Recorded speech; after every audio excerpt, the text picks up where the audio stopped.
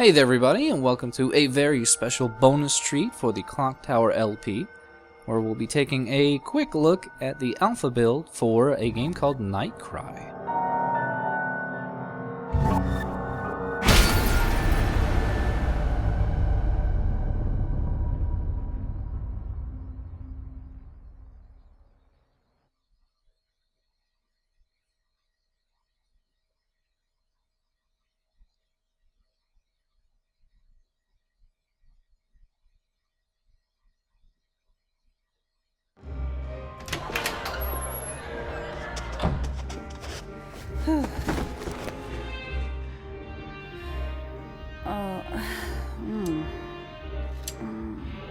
It seems you've had one too many drinks.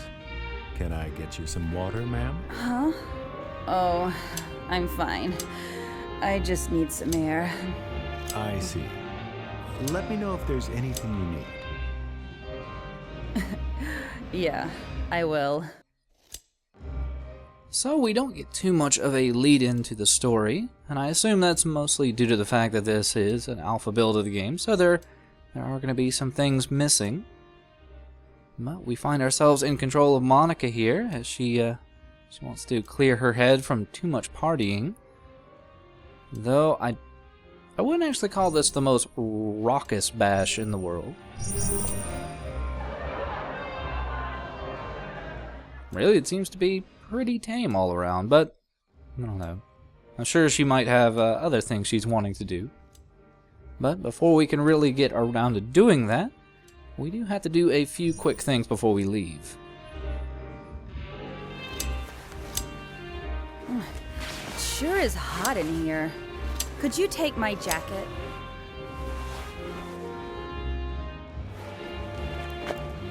Yes, ma'am.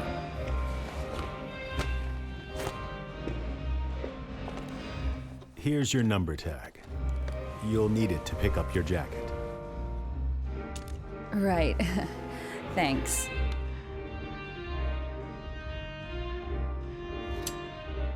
And while it might have been hot in here, it really wasn't our primary reason for talking to the clerk. By the way, have you seen Harry? Who? Oh, sorry. Harry is a friend of mine. He's tall, short hair. I didn't see him anywhere at the party. Someone came and left down the hall a moment ago. Maybe it was him. Okay, thanks. It's through that door, right? Yes, ma'am. Alright, so we left the party to try to find this Harry, but what exactly is this clerk doing?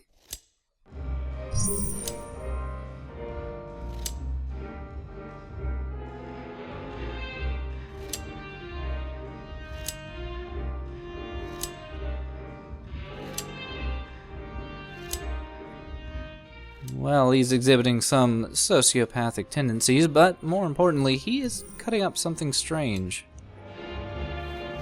Huh. I have a question. Please, go ahead.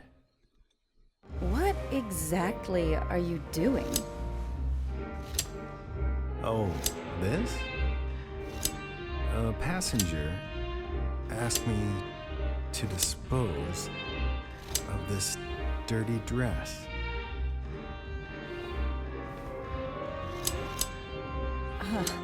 How fun. Yes, it's fun. You know, I get a feeling there's probably easier ways to dispose of what looks to be a bloodied garment, but well, we'll leave that to the clerk to figure out, because for right now, we need to go find Harry.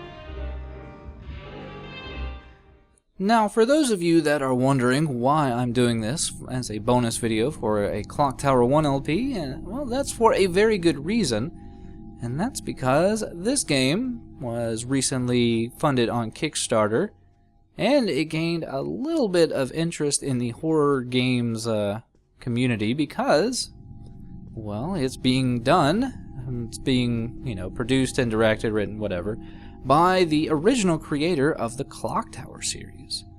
And it seems that it's going to try to, bring Clock Tower back to its original roots, try to make us all forget about, well, whatever happened with Clock Tower 3 and, to a lesser extent, Haunting Ground. Though, it doesn't immediately fill me with the best idea, considering that our heroine here is very much reminding me of Fiona from Haunting Ground with her ample assets, I'll say.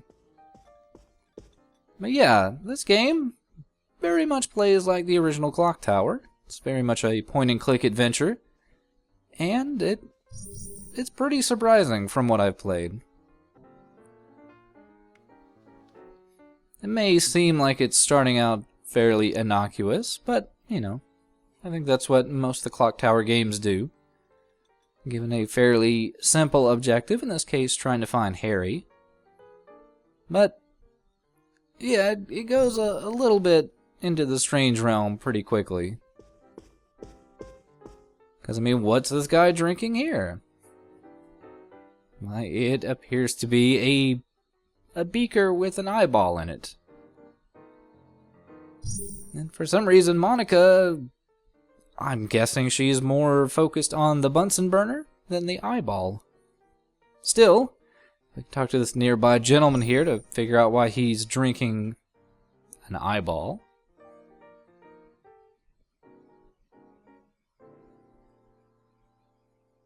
And while he is somewhat cryptic to start with, he becomes pretty congenial fairly quickly. And it's for a pretty good reason, I'd say. Apparently, he is the owner of this cruise ship that we are on. And as one could assume from any business owner, he wants to make sure that everybody on board is having the best time possible. In fact, he is pretty ecstatic about the fact that Monica is having just the best time in the world.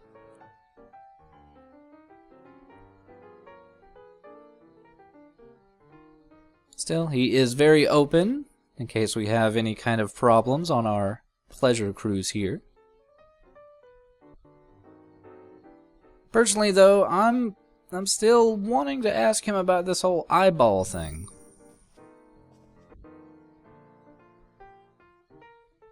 And we get a somewhat reasonable answer. He apparently wants to sterilize his false eye, though I would probably pick a better location than the middle of a bar.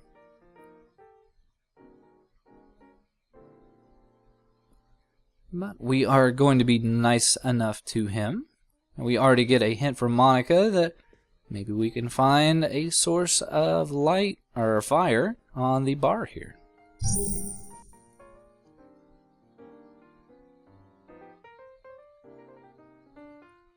And when you know it, we get our first item of the game, a box of matches. And this allows us to learn about how to use our inventory items.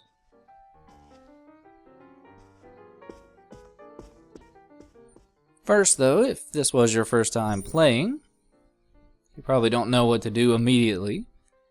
And thankfully, Vigo here is more than happy to break that fourth wall and inform us what we can do.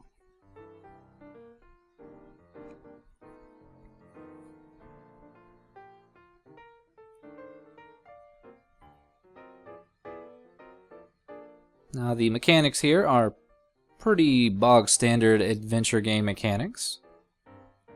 We can click on an item in our inventory and it will change our cursor to said item. And we can use that to interact with an object.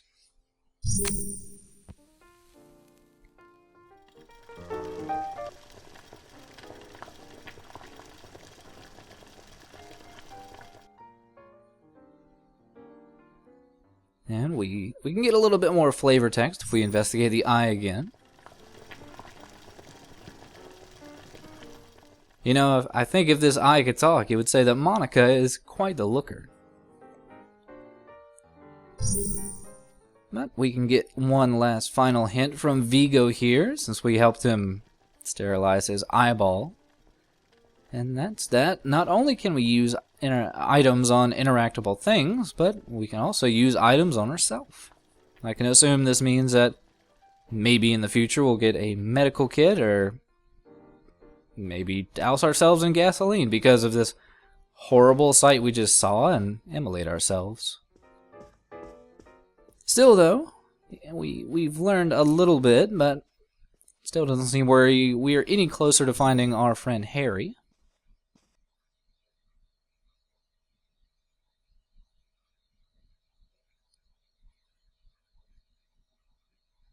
And as we found out before, Monica here, apparently not bilingual.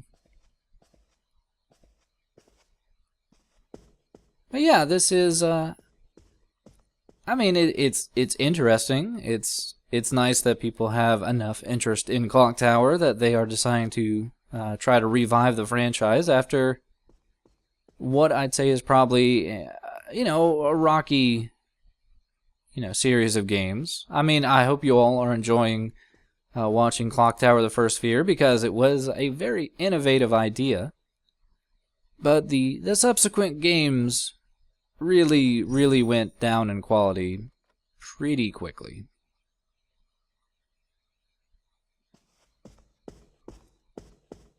But I will say that the environment here still very reminiscent of, the halls and corridors of, let's say, the Burroughs mansion. Just, it's probably a little bit harder to tell that because, well, we're moving in a nice 3D environment. But we've stumbled across a service elevator, which sadly is not really going to be accessible to us, considering that we don't have a key card and, well, we don't have any employees that we could sterilize a false body part to maybe barter a key card for. So that means we just had to make our way back down this extremely long corridor here. I will say, for the most part, at least in the alpha build here, movement can be a little bit difficult. It's mostly, mouse and clicking on just points on the ground and having her run over to it, but yeah, she doesn't really navigate in a straight line too well, which is understandable. She's not really in attire that I would say is fit for running. She does well enough. But we've almost cleared out this floor of the cruise ship. But hey, look, it's two of our friends.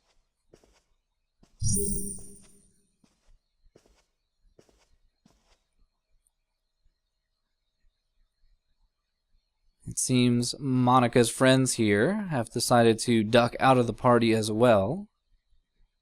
Seems that they were all kind of cruising for the same guy at the party, who they say is the conductor of the ship. I assume they actually mean the captain, possibly. But yeah, they lucked out with Jerome. They apparently were just no match for the sexy and wily Rooney, which is quite a feminine name, considering that I apparently have no idea about gender. But more importantly, they feel that, Jerome was out of our league. Maybe we should just stick with guys with no future, like Harry. Which is good, considering that we were looking for him, and they were, they're nice enough to direct us where he might be.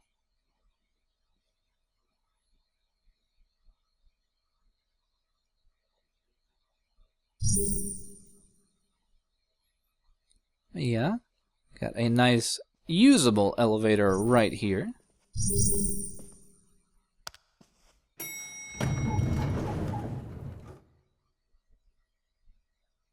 looks like we'll have a little bit of company heading down to the lower levels of the ship.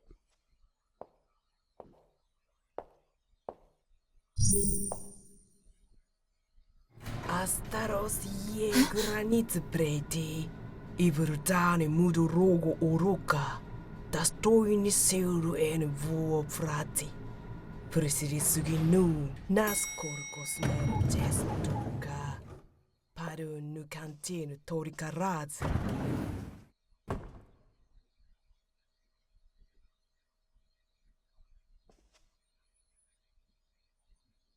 Must say that was a pretty interesting choice in elevator music there. Yeah, I think we should be able to find our friend Harry pretty quickly. This floor is not really as large as the upper floors.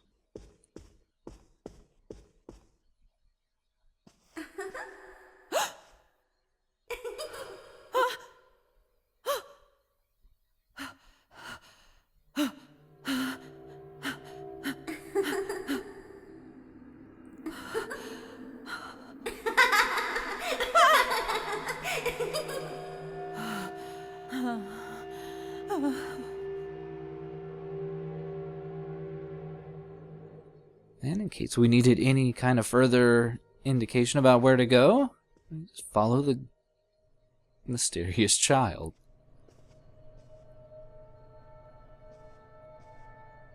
Now, it seems that we pretty easily lost track of the child, but, well, wouldn't you know it, we finally stumbled across our missing friend, Harry.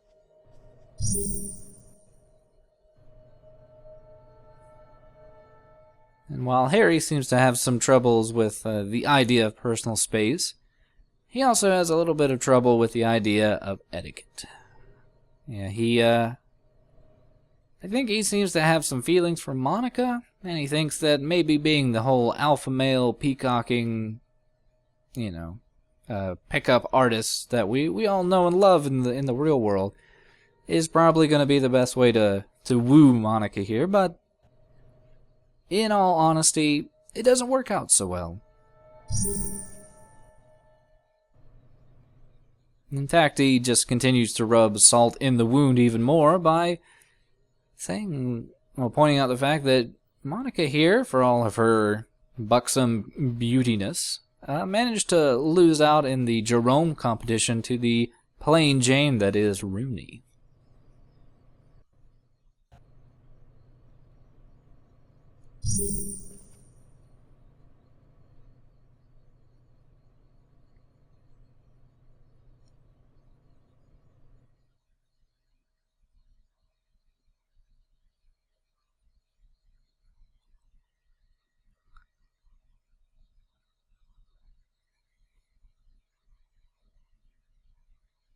Don't get yourself worked up now. Come on, I'll buy you a drink. What? You think a soda will get you on my good side? Hey, you're thirsty, right? Here we go. What the? What is it now? Well, something's grabbing my hand. What? I said something inside here is grabbing my hand. Oh, Harry, the Gregory Peck Act is a bit outdated, don't you think? I'm serious.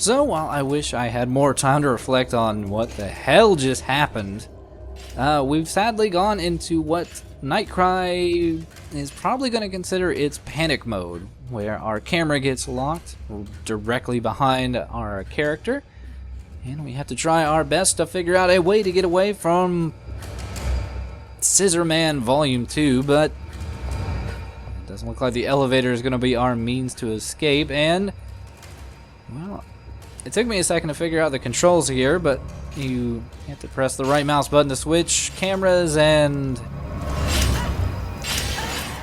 Apparently did not mash hard enough on that mouse button. So, let's see if we can't give that another try, and let's try the other direction. Maybe that'll be more fruitful. I will say this is a really good attempt at changing up the whole clock tower formula of, you trying to escape from, a merciless killer.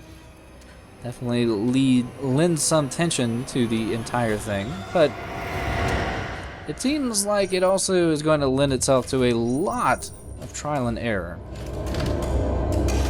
At least with this initial scenario, it seems like this is all just a tutorial to learn what to do, but yeah, I can only assume that this is going to get much more difficult in the final game and, later on as the game progresses.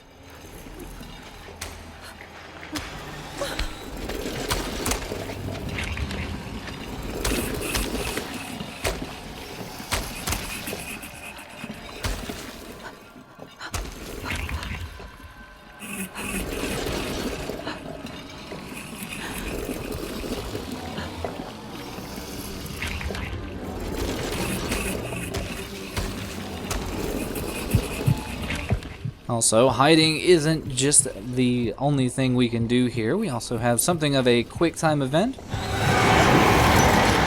Seems to bring to mind something of a deadly premonition type of minigame, but we have managed to survive.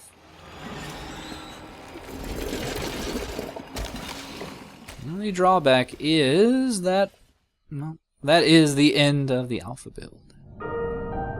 Still, it is a nice taste of what Nightcry has, and I hope you all enjoyed this quick look at the alpha build. See you next time.